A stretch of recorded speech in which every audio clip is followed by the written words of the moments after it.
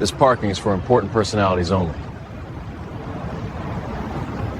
How do you know I'm not an important person? I mean, looking at you, What do you mean by that? you don't look like you. The moment started like any other Thursday afternoon. The Memorial Grace Hospital parking lot was busy, cars coming and going, people walking hurriedly toward their appointments. But one encounter, captured in high definition by a security camera, would change everything for one young officer and leave a permanent mark on his career. Lieutenant David Allen leaned against his silver sedan, scrolling through his phone. He had just walked his mother into her doctor's appointment and returned to wait. His mother's appointment would take about an hour. He wore jeans, a casual jacket, sneakers. Nothing special. He was off duty, just a son helping his mother. From across the lot, a police cruiser rolled to a stop. The door opened, and a young officer stepped out. David noticed the uniform instantly. Foster. Gregory Foster. 28 years old, 3 years on the force. Crisp uniform, polished shoes, equipment belt sitting tight around his waist. He walked straight toward David with a determined pace, eyes scanning him from head to toe. Something about his expression immediately put David on alert. The officer stopped 5 feet away. David stayed leaning against his car. He did not speak first. There was no reason to. He was parked legally, in a regular space. "This parking is for important personalities only," Foster said sharply. David glanced at the painted lines, the surrounding cars, the casual visitors walking past. "How do you know I'm not an important person?" he asked calmly. Foster looked at him, then at the car, then back at David. "I mean looking at you," he said. The words were clear, precise. The audio captured by the parking lot camera would later record every syllable. David paused. The words hung in the air like smoke. He kept his voice measured. "What do you mean by that?" "You don't look like you belong in this section," Foster said, his tone tight, his posture rigid. The scene was surreal. David pointed to a white couple walking 3 spaces away, dressed casually, clearly visitors. "Are you going to tell them to move too?" Foster barely looked at them.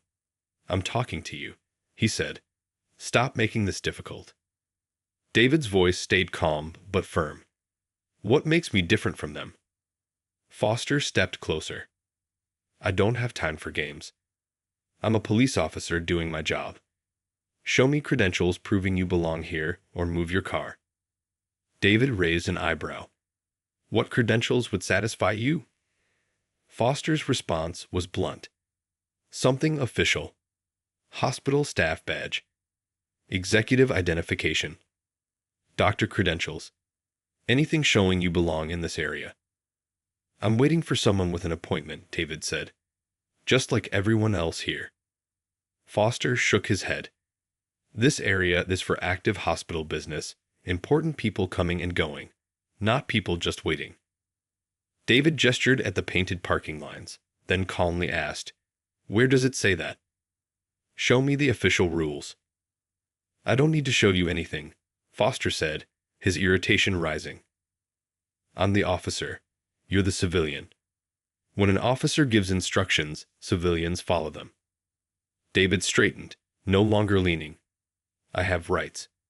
I am parked legally in an unmarked space. I am not breaking any laws." Foster's face reddened. "You're being uncooperative. That's becoming a problem. I could write citations. I could run your info for warrants. I could escalate this." "What parking violation?" David asked. "What law or regulation am I breaking?" "Parking in a restricted area without authorization," Foster said. Plain and simple. Nearby, a hospital employee walked past, wearing regular clothes. Foster didn't even look. David asked why she wasn't questioned. "Professional judgment," Foster said. "Training teaches me to identify situations needing attention. This situation needs attention." David's voice stayed calm but steady. "What about this situation specifically caught your attention?" Foster faltered. Your attitude, your refusal to cooperate, your constant questioning. Your attention came after you approached me. What behavior made you single me out? David asked. Foster's jaw tightened. He couldn't answer. It's officer instinct, he said finally, just a feeling. David shook his head. Officer instinct should be based on behavior, not appearance. I am standing legally. I am doing nothing wrong. That is the behavior you should respond to. Foster stepped closer, his voice rising. Move your car in 2 minutes, or I will cite and tow it. David remained calm. I will not move. I am not violating any law or policy. Foster reached for his citation book, hand hovering near his belt. License and registration. David asked once more, Am I being detained, or is this a lawful stop? It's a parking enforcement action. I need your ID, Foster said, his tone sharp. David slowly reached for his wallet, but instead of a driver's license, he pulled out his badge. Lieutenant David Allen, he said, holding it where the sunlight caught the seal. Foster froze. His eyes widened. His mouth opened slightly. He could not believe what he saw. David's voice stayed calm. Does this count as important enough? Foster's stance melted. No. No. I didn't realize. I would have approached differently. David let it hang. Why would your approach change if you knew who I was? Foster fumbled. I didn't mean disrespect. Just enforcing parking rules. David shook his head slowly. Rules? Which ones? Foster admitted he may have been mistaken about the reserved section. He could not name anyone else he stopped. He could not explain why he focused on David. Each answer trapped him further. David asked for his name and badge number. Foster gave it quietly. David typed it into his phone, documenting every word. Foster tried to apologize, said he made a mistake. David said it was not enough. He would file a formal complaint. Foster panicked. That's not necessary. We can handle it internally. David's gaze stayed firm.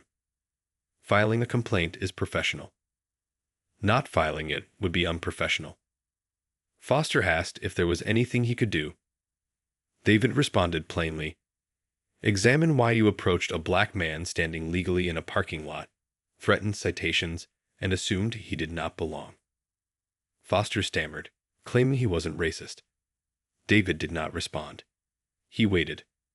The video camera had already captured every word, every expression, every failure. Foster returned to his cruiser, shaking as he drove off. David got back to waiting for his mother, calm and composed. The lot returned to normal, but nothing about that afternoon would ever be normal again. Before we continue, where are you watching from? If you are new here, please hit that subscribe button. This story is wild, and you won't want to miss a single moment. The next morning, David Allen arrived at police headquarters in full uniform. He walked with a quiet confidence, badge clipped neatly to his chest. His mind was focused, precise. This was not about anger, revenge, or humiliation. It was about accountability. He went straight to the Internal Affairs office and requested to file a formal complaint. The sergeant behind the desk, a veteran named Sergeant Elaine Porter, looked up with professional interest. She had seen complaints before, but something about David's report made her attention sharpen immediately. He gave her the details: date, time, location, and the officer involved. He specified that the hospital security cameras recorded both video and audio. Porter nodded. We'll preserve the footage immediately. That's evidence you cannot argue with. David handed over a written statement summarizing the encounter. The wording was careful, direct, factual. I filed this not for me, he said quietly, but for anyone who does not have a badge to protect them from officers like this. By afternoon, the Internal Affairs investigators had pulled the footage. They watched the encounter multiple times. Every word, every gesture, every expression was crystal clear. Foster's tone, his body language, his refusal to explain a rule he claimed to enforce. Everything was there. "Looking at you," repeated in sharp clarity. The investigators leaned in, taking notes. 2 days later, Officer Gregory Foster was called in for an interview. He appeared tired, like he had not slept, with a look that betrayed nerves and uncertainty. The investigators did not waste time.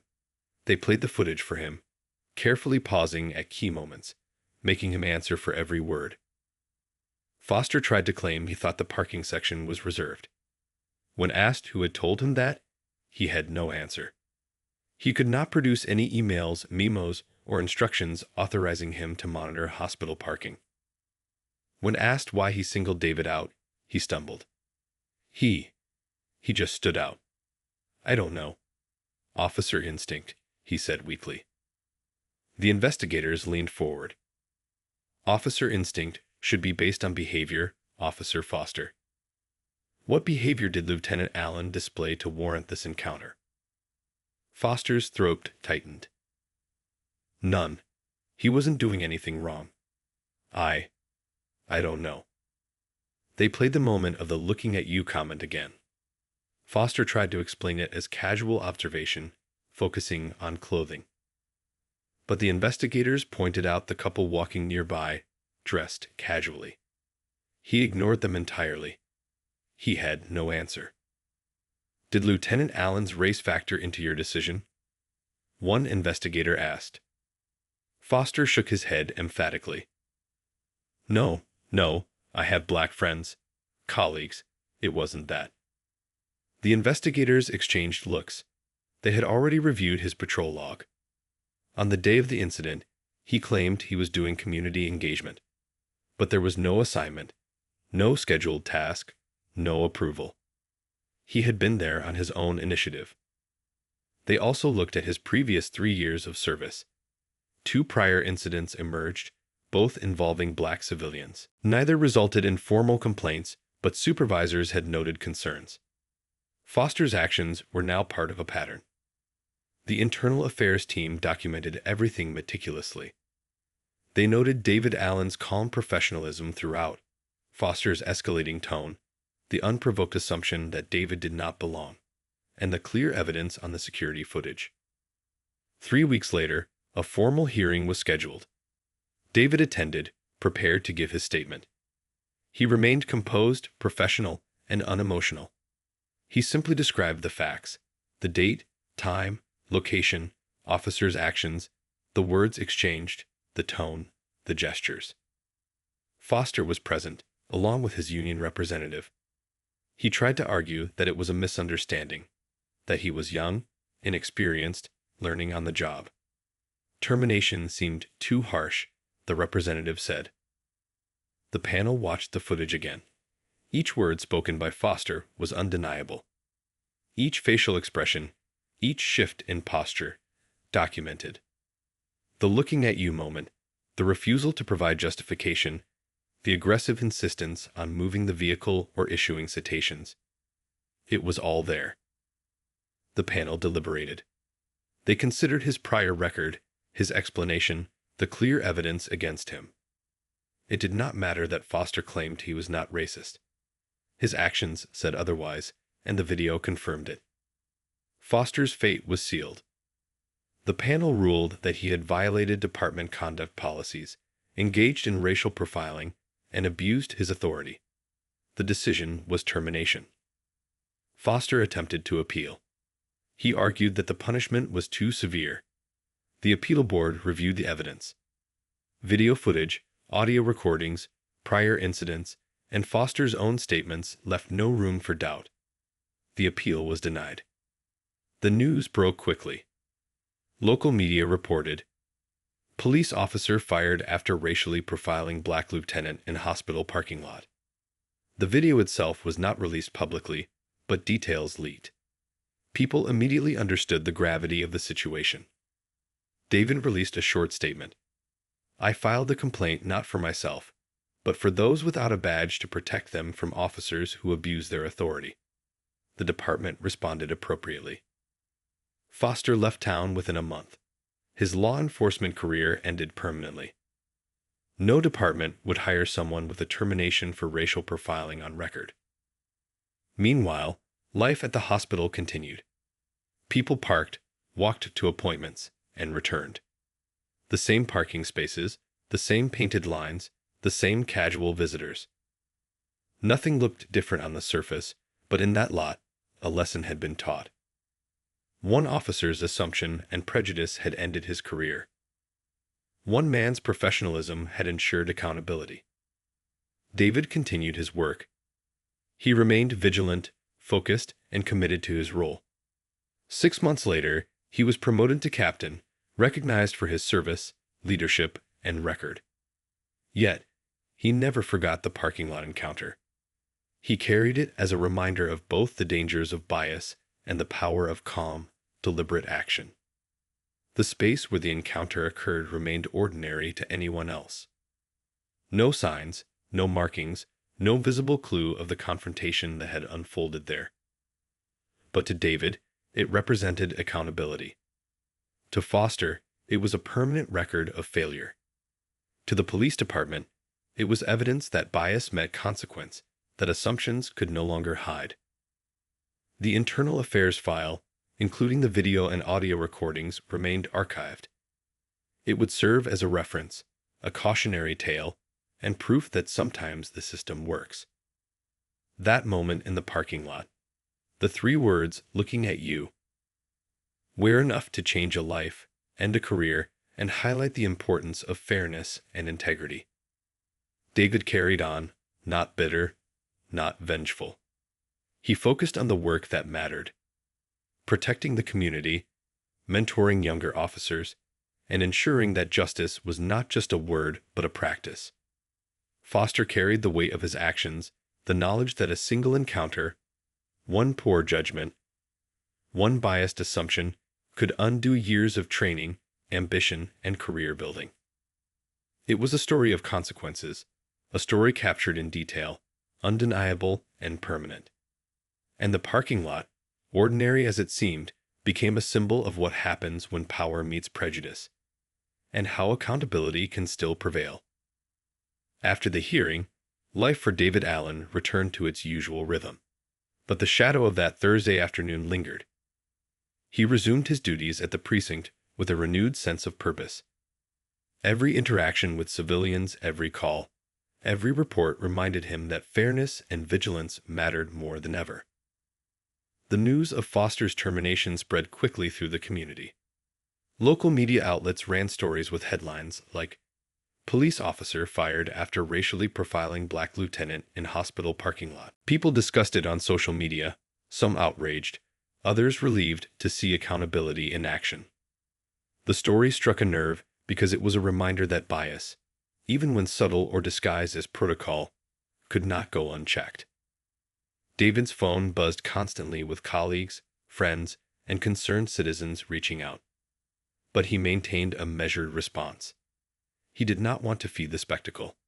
He issued one short statement to the press.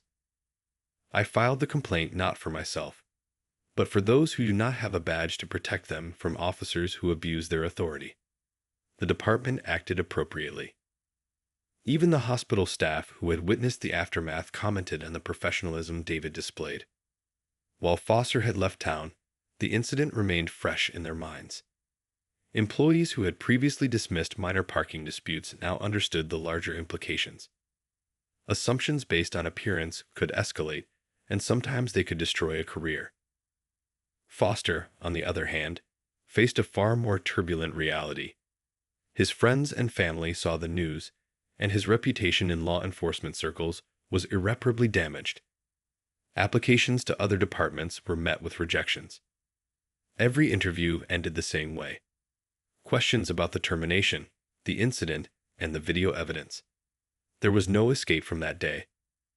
He moved to another state, trying to leave the past behind, but wherever he went, he carried the memory of David Allen's badge, the words "looking at you," and the footage that proved his failure.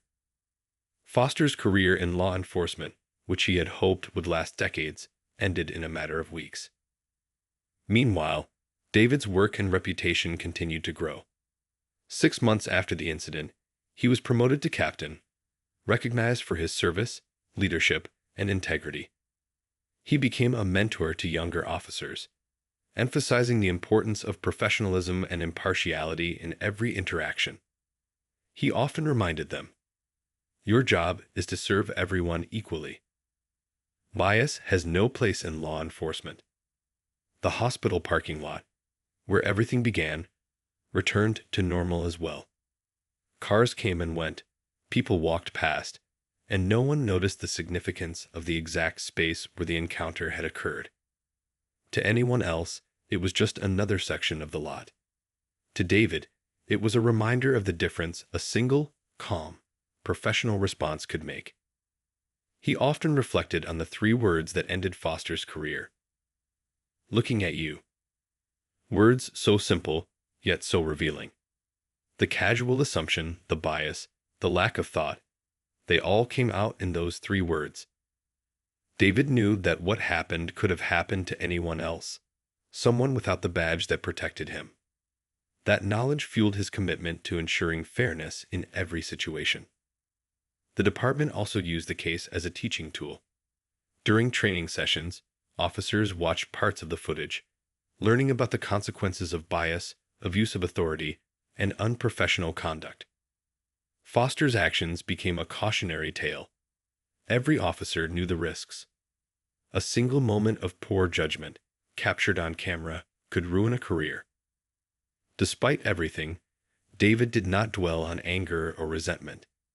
He used the incident as a reminder to stay vigilant, professional, and patient. Even minor interactions, like checking a driver's credentials or assessing a situation, required thought, fairness, and awareness of bias. It was not personal, it was about responsibility.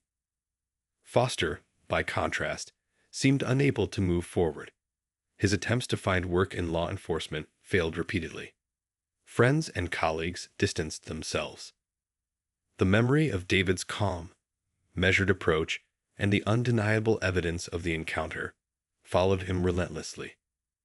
Every time he considered explaining, defending, or moving past it, the weight of the 3 words came back. "Looking at you." Words that encapsulated the very action that ended his career. The story spread beyond the city, discussed in forums and community groups. It became a reference point for discussions on racial profiling, power dynamics, and accountability. People understood that it was not just about parking enforcement or casual assumptions. It was about a system that, when given clear evidence, could enforce consequences even on those sworn to uphold the law. David's life moved forward. He continued mentoring, investigating, and leading. The memory of that day in the hospital parking lot became part of the foundation of his leadership style. He ensured that officers under his command understood the importance of fairness, diligence, and treating everyone with respect. Months later, David returned to the parking lot where it all began. He looked at the same painted lines, the same pavement, the same surrounding cars. Nothing seemed different. Yet, he remembered the tension, the words, the standoff, and the eventual outcome. That ordinary parking space had been the stage for an extraordinary lesson in accountability. Foster, in contrast, carried the memory of that day as a burden. Every detail of his interaction with David was etched into his mind. The hand on his belt, the confrontation, the badge held up, every action replayed in his thoughts. He realized that bias, no matter how disguised as professional judgment, had consequences, and the consequences were permanent. For David, the incident reinforced a simple truth: professionalism, calmness, and courage could overcome bias and power. For Foster, it became a harsh reminder of what happens when assumptions and prejudice go unchecked. One man's career ended. Another's integrity was confirmed. The cameras in the hospital lot continued to record, silent witnesses to history. They preserved the evidence, a permanent record of what had transpired. The story served as a reminder to the public, law enforcement, and the community that accountability could prevail. The 3 words, "looking at you," would not fade. They were a cautionary marker, a moment captured that showed bias meets consequence. David never forgot that moment, but he also did not let it define him. He used it as a tool to educate, inspire, and protect others. Foster lived with it as a reminder of failure, a cautionary tale of how quickly a career could be destroyed by prejudice and poor judgment. In the end, the story of the hospital parking lot was simple, clear, and undeniable. Justice was served, bias was confronted, and accountability won. One officer's arrogance and assumption cost him everything. Another officer's composure, professionalism, and courage reinforced a system that could work when evidence, courage, and integrity aligned. And in that ordinary parking lot, life continued. People parked, walked to appointments, returned home. The pavement looked the same, the painted lines remained, and yet the memory of that day lingered. A lesson in fairness, a warning about bias, and a story that reminded everyone: actions have consequences. Words have power, and sometimes the system actually works.